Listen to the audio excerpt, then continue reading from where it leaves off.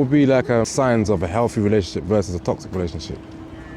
Oh, healthy relationship. So if it's toxic, it's kind of vague. There's a lot of aspects, isn't it? No, if it's Mm-hmm. toxic, yeah, there's some signs. For example, if they're constantly on your case about where you're going, what you're wearing, who your friends are, or if they want to isolate you in that aspect. Projecting. 100%. The projecting is a big one. The projecting is a very big one. The insecurities, their fears. Yeah. You know, just sort of bringing their past trauma. You know, so yeah, those are big ones. Those are big ones. Any kind of baggage. If you're bringing your past baggage and stuff like that. Unnecessary baggage. All baggage is unnecessary. No, not all. Point. Yeah. True. Not all That was baggage. toxic. Yeah. See, not all baggage is unnecessary, but there is some baggage that, you can leave that. But the thing is, some people, so to speak, they don't sift through it. So they just bring it all along. Everywhere they go, they're walking along. They're just acquiring more and more stuff. They're meeting people. They're acquiring more stuff. They haven't gone through it. They haven't processed. And then something can start off positive, but when you've got all of that stuff with you, you just go into your little toxic bag, 100%. literally, so to speak. Yeah. Especially if you haven't healed or anything like that. I'm not saying that I'm not spiritual, like going into aspects like that, but you need to work on yourself. That's what it is. 100%. But healthy aspects, if it's healthy, then you're able. I think this is important, because people don't understand. In a relationship, you need space. You can't be under your partner's armpit like 24/7. You have to have space from each other. You had a life beforehand. You had friends beforehand. So you need your space. Yes, you come together, you do things, but a relationship should be you coming as yourself, your partner coming as themselves, and you nurture your relationship like a third party. No, but we're being two becomes one in there. They say it's Spice Girls. So now, healthy relationships, you should be able to talk and be open. You should have hot moments. Honest, open and transparent. That's what it should be. And you shouldn't be afraid to talk to your partner. That in itself is toxic if you're afraid to talk to your partner. Yeah, that's a big one. Yeah, no, that is a big one. Yeah, if you feel you can't talk, whether the fear of the reaction or the this and the that, then you just start bottling. Again, you start bottling stuff up. Then that leads down to another set of roads. So, yeah, really and truly, you really do have to kind of just remain open a lot of the time. I know, but that's easier said than done. That is very easy said than done. You know what I mean? Like, if I can trust her to do things on her own when I'm not there, then that's like me just having more trust on her, on what she does and what she says, having more belief and anything else like that. First thing I think is loyalty. The loyalty. If you're loyal to your partner, it means that That's good. it means that you are. It means that you respect your partner. Yeah. And are you two an item? Are you two in a relationship? Yeah. Okay. So now, how do you respect? What's your name? Shukran. Shukram and Michael, yeah? Yeah. So then, Shukram, how do you respect Michael? How do I respect him? Yeah. I don't know how to explain it, but I listen to him all the time. I spend my time with him. I see him like a part of mine, maybe. Michael, how do you respect Shukram?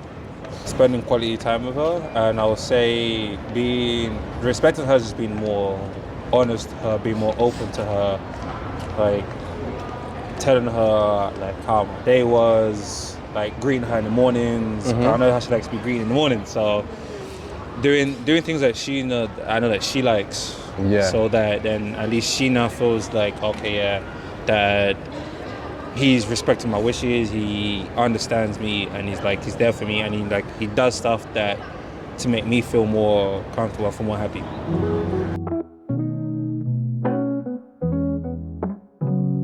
Okay, so very, very, very good question. I'm gonna say, I think social media has actually detached a lot of the feelings and emotions that love is supposed to create for people. I feel like social media makes online stuff more tangible to love than the actual in-life experiences. And I think the in-life experiences are part of the things that create love, like the emotional attachment, the being in someone's presence, the building the intimacy, not through just sex and through physical touch, but building intimacy or being in someone's space and grasping the concept. I feel like online sometimes takes away from it. Social media lets you know that, you know, sometimes love is money, sometimes love is things, love is this, love is that. I feel like love is something unexplainable, but it's something attainable for what you're willing to put into somebody and what they're willing to put into you and grow, if that makes sense. I feel like with communication, we speak to each other, we ask each other questions so that we know like what's our do's and don'ts, our yays and nays, so that we can understand each other better. So like if you don't have communication, you won't understand nothing of the other person, and it'll be harder to then be faithful, be even understanding. Be truthful, be honest. Yeah. I feel like if you're not truthful to yourself or honest to yourself, then you'll find it harder to be truthful and honest with your significant half, or even someone that you're seeing. I would say being truthful and be honest is like one of the foundations that everyone should have, and don't skip the basics. The basics are important. And what would be the basics then? Give us the basics as well. That's good though, yeah, So what's that? I'll say the basics, it would be more saying that the first few months of the relationship should be more of like getting the nitty-gritty part of the relationship. So knowing the good, the bad, the ups, the downs, because then I've like seen videos and stuff, and then a lot of them are saying that a lot of people skip the basics, have the honeymoon stage in the first half of the relationship, and then when they get married, they're now doing all the nitty-gritty part. I feel like it's to be the other way around. You're meant to do the nitty-gritty part first, know that if you can handle this person on their ups, handle this person on their downs, handle when they're sad, when they're angry, if you can handle that person in this early stage of the relationship, then you know when it's now time to you'll get married, you now know, oh, okay, I know what to do when she's angry. I'll do this to her, I'll take her out these places, we'll go get food, go for walks, we'll do all this stuff, like of a relationship or anything like that. So would you like to share a situation that was maybe toxic or challenging that you guys have gone through? And would you say that experience has made you guys stronger? Do you understand what I'm saying? So like, have you had a bad experience together that made you come together more, even though it was a bad experience? No, we haven't had any bad experience now. Okay, how long have you been together for? Since last year, December. I want her to feel that she can trust me. Yeah. I want to feel like she knows that she's safe with me. As long as she can feel that she's like that with me, then she'll feel more open to me, more trusting with me. Vice versa, she'll do the same for me as well. Yeah. So it's one of the things that you be honest, truthful to each other to an extent to then make things go easier in life.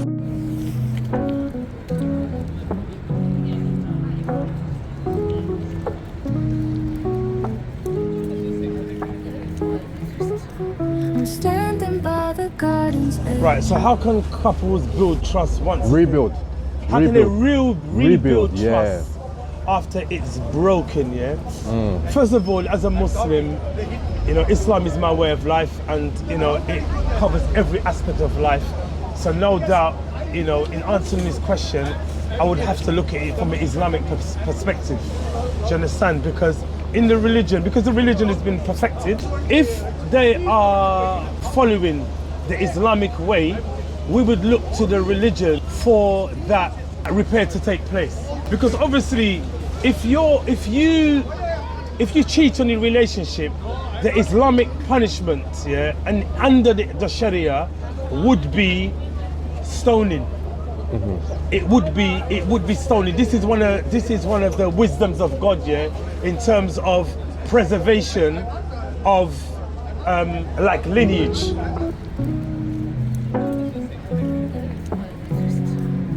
Is there any kind of like tips how you can actually remain being open with your partner? I would say like things you can do as a couple that would allow you to have that open dialogue with each other. Maybe just days where you are more transparent with your emotions, or... Do you know what it is? Do you know, as mad as it sounds, like, I do feel you have to schedule time to talk. Do you know, and I know people say, how can you schedule time to talk? But I mean, like, you know, like, maybe like you just have to kind of like set aside a little bit of time and just say like, we just have this moment and we can just kind of speak freely between us. Yeah. Again, I'm saying this in it, but cause once you start doing that, some people are ready to say some people are ready to hear what you're ready to say, even though they'll say no, I'm here for it. But I think to me, I think that's just the best one. I think you kind of have to make time and have a space, have a safe space, so to speak. Yes. Yeah. So to speak. Outside of safe spaces as well, it's actually important to just be your partner's friend.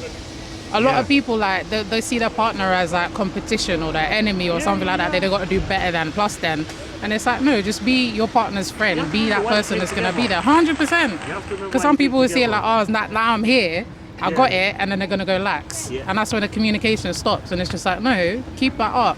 Keep up that open line, 100%. Yeah, 100%, man. But be your partner's friend. Be their friend.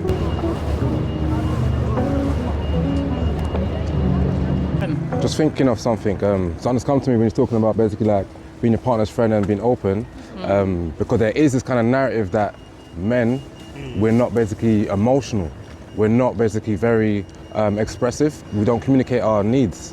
So how, from a female perspective, are you about a man being emotional, and how do you feel as a man to be emotional in a relationship? As in vulnerable, because that's what it is really. If you're emotional, you're kind of being vulnerable. Do you know what? I think the hard thing for men about being vulnerable is that you come with a vulnerability and then sometimes the female doesn't reciprocate your vulnerability, you know, or you might be going through something and then they'll be kind of like, well, you're a man, you just gotta just man up. And they say these triggering statements that, yeah, on one hand, innit, like, you know what, you do have to suck it up and get on, but at the same time, I'm coming to you with my vulnerability. You're meant to be my safe space, you know, and if I can't be vulnerable with you, where am I meant to be vulnerable? Where am I meant to have my safe space?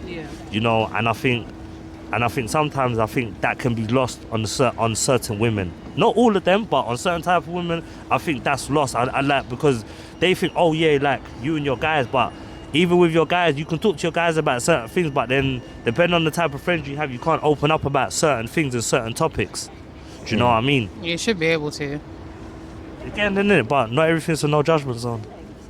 You know, unfortunately, because I'll be like, even me, that there's certain things my friends told me, and I haven't reacted the way that I should have reacted. You know, but obviously growing as a person, now I'm more receptive to things like that. You know, like so, like they come and tell me something, I'll put down the phone, I'll make eye contact, I'll listen to you, like, you know, I'll like open palms and stuff like that, you know, like I'm willing to hear what you're saying, you know, so yeah, but again, that's not everybody. Do you know what I mean? And yeah, I'll be honest, as a man, it is a bit scary being vulnerable, because, you know, it's same thing we were saying earlier, we were talking, it's the ridicule you get. So then, for yourself, I want to say, you don't need to do the name thing, but as a female, Woman, sorry. If a man is they basically like too vulnerable then? Can a man be too vulnerable in terms of basically expressing? You can't be too vulnerable. Okay, what you feel is you're entitled to feel how you feel. It's not up to, if someone was vulnerable to me, it's not up to me to tell them that what they're expressing to me isn't valid. That's not correct. In my head. Well, I would say more not valid, more like a turn off then. Oh no, never. Okay. Never. Like that's cool to me. Like I prefer someone to be open and expressive about themselves. But it's about creating, like you said, it's about creating that space for them to be able to do that. And as well as that, it's about listening to understand, not to respond, because so many people do that. They be listening just to add their 2 cents or like completely invalidate what that person's saying. If they're expressing themselves to you and they're saying, this is how I feel, it's made me feel, no matter what way, because I'm not gonna lie, not a lot of people are versed in expressing themselves, so when they do it might not come across a certain way, or it might feel quite tact or whatever, but that's someone's emotions in their raw form.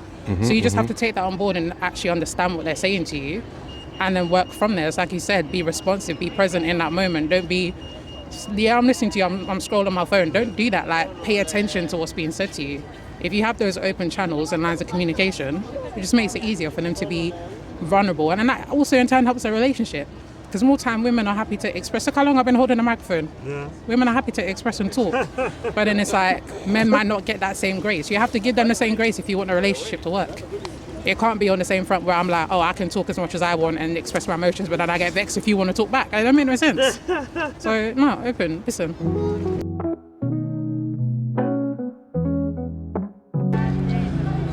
I feel like through past experiences and through things that you see in terms of negative relationships, etc., you can kind of use those experiences to identify for yourself what is going on in a relationship. For example, you might have been with an ex, and with that ex, she struggles to take accountability. From that experience, you learn that that's not something that you want. That's a red flag for you. So you're gonna see signs that, oh, when me and her get into a conversation, and we're in a position where one has to agree to another. This woman is saying, for example, oh no, like I don't agree with it. I'm not taking accountability. I'm not wrong. I think you can see from early signs that, you know, for example, if it was accountability, a woman would be able to, you know, accept grace, be graceful in you know, accepting that she might be wrong about a situation, and that kind of rings true for a lot of other scenarios and red flags as well. You'll be able to see them if you pay attention to them from what's going on in your previous scenarios and from other scenarios as well. But I've not been in any situations where I've ignored red flags. I feel like from the beginning I know what I'm looking for, I know what I want, I know what works for me, and what works for me might not work for somebody else. It might work better for somebody else, but for me there's certain red flags that you just can't remove because you need to be compatible with somebody and you need to be able to work through them and be willing to work through them as well.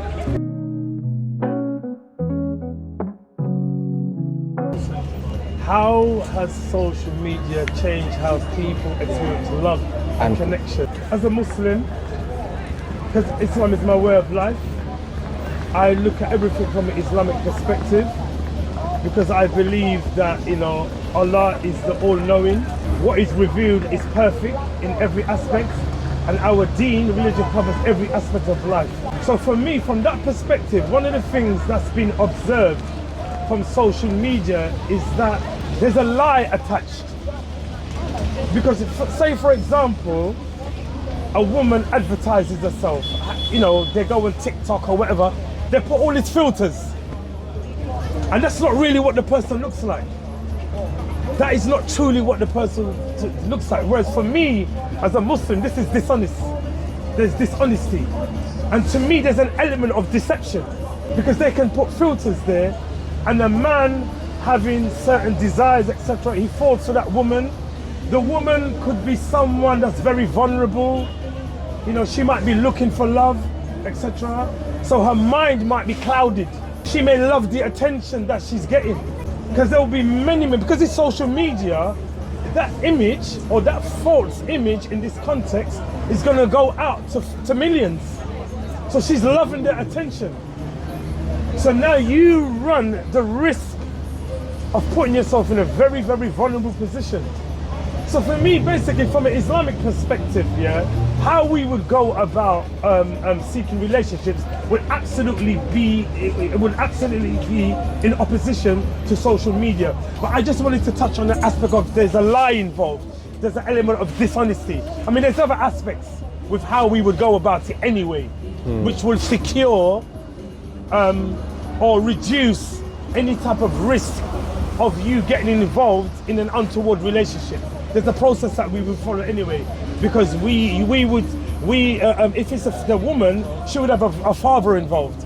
The man would have to approach her father, and the individual would be questioned, etc. So there'll be a process which we go to, which will prevent certain or reduce the likelihood of anything untoward happening. But the aspect I'm coming off with here is when you're on social media, you've got your image of yourself. The man could do the same thing. Yeah. He could do the same thing. Put a false image of who he really is. And then meet up and disaster strikes. The person that they're speaking to may not even be that person. It may not even be the true person. That opens the door to predators. I mean, there's so much harms. This opens the doors to predators, taking advantage over vulnerable women. Because perhaps a woman who has confidence in herself, she wouldn't seek to find love and a relationship via social media. It's very dangerous.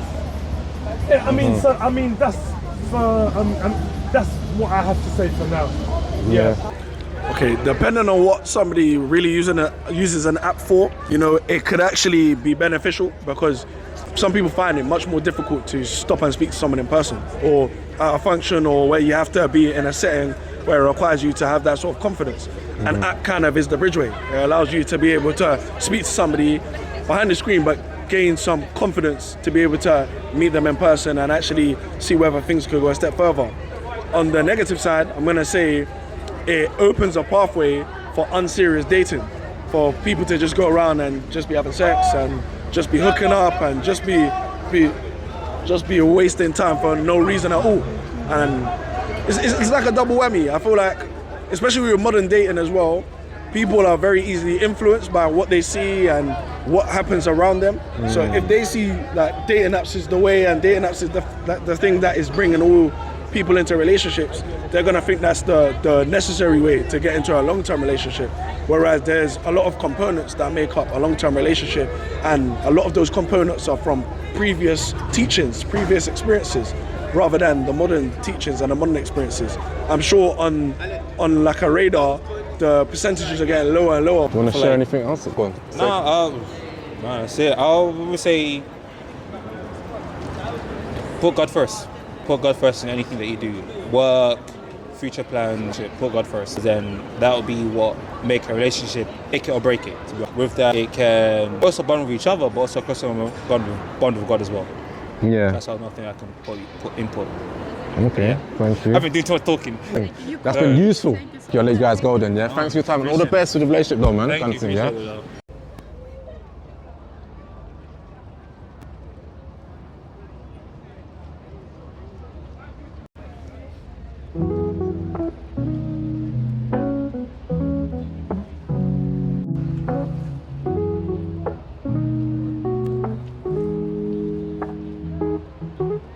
I'm standing by the garden's edge with petals in my hand. Each one a hope, a wish, a step towards what I don't understand. The roses bloom, the thorns they hide, but do I dare reach? Ultimately, in society, with social media, we've exposed ourselves. People have the tendency to expose and open the door to their lives, their family, the good things they have, the bad things they have, and anyone can watch that, anyone can see that, and that opens themselves, subjects themselves to envy and jealousy. And with that envy and jealousy comes maybe being subjected to the evil eye, or maybe even extremes of black magic and people wanting what you have or destroying what you have out of jealousy, which is the worst kind of jealousy. Not just wanting what you have, wanting what you have but taking it away from you. And more so in relationships, people see they have a nice family, beautiful kids, nice house, nice wife, nice husband, and they want to destroy that because perhaps they haven't got it. Whereas back in the day when you didn't have social media, no one knew what happened in your house, no one knew what happened in your bedroom, no one knew what happened, what type of house you have, what type of car you have, what kind of kids you have, what you get up to in celebrations of even so much as far as every time we have a meal, people take your pictures of your meal and the food.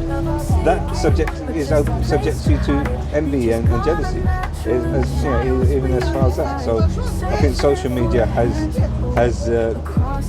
is integrally and intrinsically destroyed the family, destroyed relationships, and it's got a lot to answer for. But we as individuals have a lot to answer for. Why can't we think and take that thought process to the extent that why are you opening? Would you necessarily open your door to any Tom, Dick, and Harry and invite someone? No, but because of a device or electronic media, you're easily prone to doing so. If you hear my call in a world that's turned so strange,